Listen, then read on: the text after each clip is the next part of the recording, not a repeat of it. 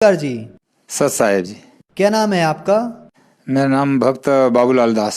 Sir आप कहाँ के रहने वाले हैं? मैं ग्राम चिचलाय, तहसील कसरावत, जिला खरगोन, पश्चिम निमाड़, मध्य प्रदेश का हूँ। सर आपने संत रामपाल जी महाराज से नाम दीक्षा कब ली?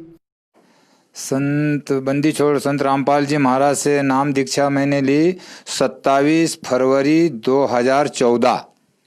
सर संत रामपाल जी महाराज से नाम दीक्षा लेने से पहले क्या आप कोई भक्ति साधना भी करते थे?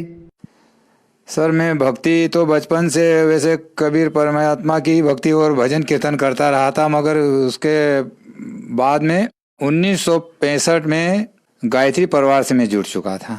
तो 1975 तक मैं गायत्री परिवार में रहा, ओम भूर्भुवः का मंत्र का जाप किया, मालाएं करता रहा, अनुष्ठान भी किया, बहुत भक्ति करी, मगर मुझे कुछ भी लाभ कुछ भी नहीं हुआ उस भक्ति से।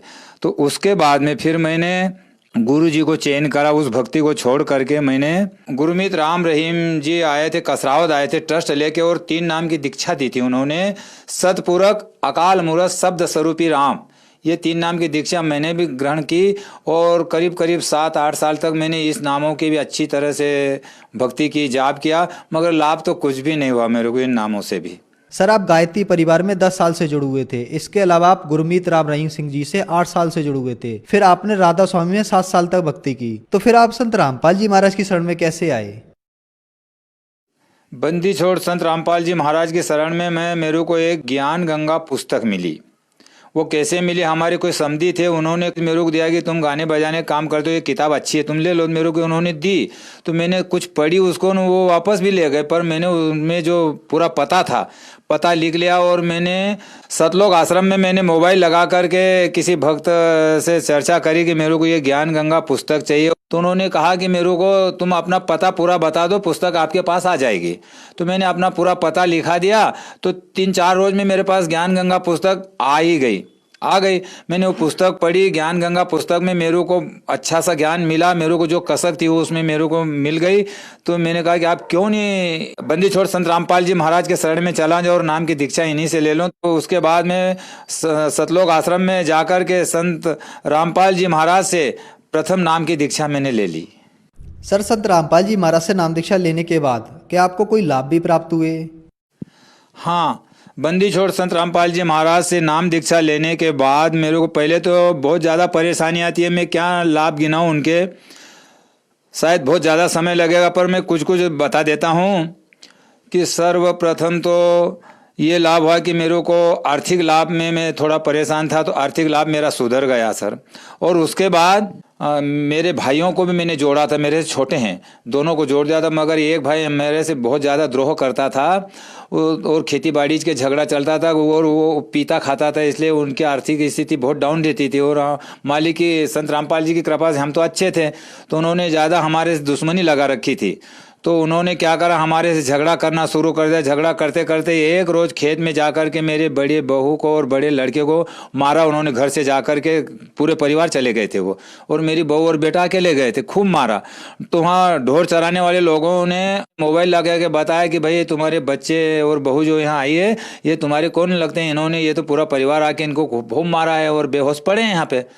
तो मेरा एक और छोटा भाई और मेरा एक छोटा लड़का, हम 3 जने मोटरसाइकिल से गए, और वहाँ खेत पे देखा तो बहू और बेटा नहीं मिला, तो गाड़ी भी सुनी पड़ी थी। तो मैं इनका जो टोल जहाँ पर बैठा था, मेरे वो भी भाई था, सगा भाई था, उनके पास में चला गया कि भाई तुमने क्यों झगड़ा किया और बार बार झगड़ा करते रहते हो, तुमको क्या चाहिए ऐसा? तो दूर से बोलेंगे हमारे पास मत आना नहीं तो मार डालेंगे, मगर मैं तो चला ही गया उनके पास। चला गया तो मेरे को मारना शुरू हो गए।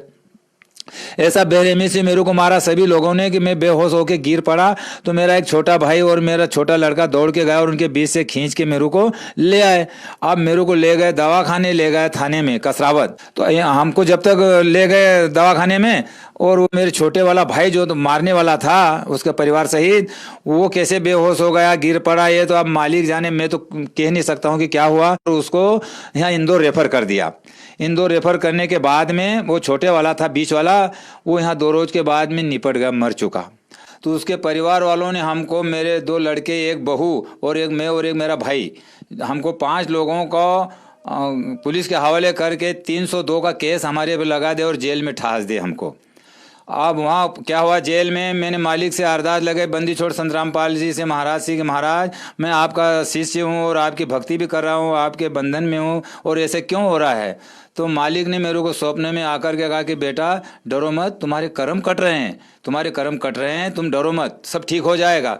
तो चौथे महीने में मेरा वो छोटा लड़का और बड़ी बहू और छोटा भाई, तीन तो छूट गए और जमानत से, और हम 2 बाप बेटे, बड़ा लड़का और एक मैं रह गया हूँ। तो 14 महीने तक रहा। तो मैंने कहा कि गुरुदेव संत रामपाल जी मेरी भक्ति बिगड़ रही है, मेरे को बाहर निकाल दो।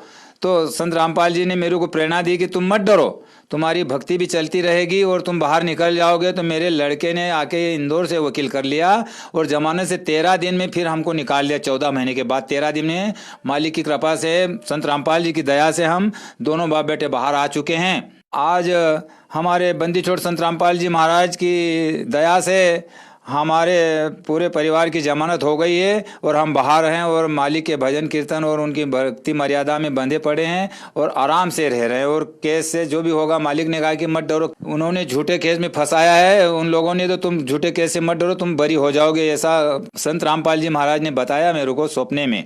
तो जब से मैंने और ज़्यादा मेरे को विश्वास बन गया कि नहीं, मेरे मालिक ये भगवान, यही भगवान है और मेरे को बचा दिया है। और अभी जेल से आने के बाद में मेरी जो धर्म पत्नी है उसको कुछ बीमारी हो गई थी। तो मैंने डॉक्टर के पास सरकारी हॉस्पिटल में गया, सरकारी दवाखाने में इलाज करवाया। 3 दिन तक तो कहीं उसको हुआ नहीं। तब उन्होंने कहा कि तुम इसकी वो क्या एक्सरे लेना पड़ेगा, जांच कराना पड़ेगी। तो मैं लेबोरेटरी में ले गया और उसकी जांच कराई। प्लेट रहता है तो उन्होंने बताया कि भाई 1.5 लाख पौने 2 लाख रहना चाहिए। तो वो 65,000 आए केवल। तो उन्होंने कहा कि भाई तुमको तो इंदौर जाना पड़ेगा। डॉक्टर साहब ने बताया कि ये भाई को ले जाओ, इंदौर ले जाओ और वहाँ भर्ती करा के और ऑपरेशन करना पड़ेगा और करीब 1.5 लाख रुपए का तुमको खर्चा वहाँ लगेगा। और भरोसा नहीं कि भाई बचे या नहीं बचे। तो फिर मैं तो हदस खा के बैठ गया और घर पे आया और हमारे संत रामपाल जी महाराज की फोटो के सामने दंडवत प्रणाम करके मैंने कहा कि मालिक तुम्हारे से बड़ा और डॉक्टर कौन होगा दुनिया में। तुम बड़ी बड़ी बीमारियों काटते हो, जो जीवन मरण की बीमारी काट सकते हो, श्वास बढ़ा देते हो, तो फिर ये कौन सी बड़ी बीमारी है। डॉक्टरों के पास मैं तो नहीं जाऊँगा महाराज, तुम जानो और ये बीमारी जाने, मैं कहीं नहीं जाऊँगा। तो चौथे पाँचवें रोज फिर मैंने वो जांच करवाई तो वो प्लेट 1.5 पौने 2 लाख तक पहुंच गई थी और डॉक्टर ने कह दिया कि आप कोई शिकायत नहीं है, बीमारी तो कट गई है। कहाँ पर इलाज ले लिया तुमने? मैंने कहा मैंने कहीं इलाज नहीं लिया, हमारे बंदी छोड़ संत रामपाल जी महाराज से प्रार्थना लगाई थी, उस प्रार्थना लगाने से ये बीमारी कट गई है और स्वस्थ हो गई है।